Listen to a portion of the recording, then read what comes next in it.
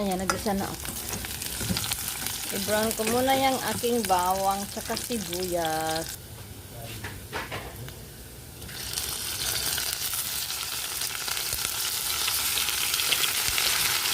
Yan ko lang sa maliit. Blanch na yan at chicken. Maliit lang yung gamit kong kaldero. Hayaan ko ng ganyan.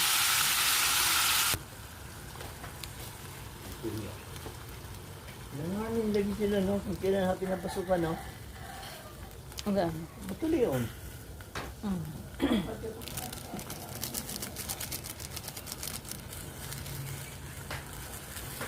Ay,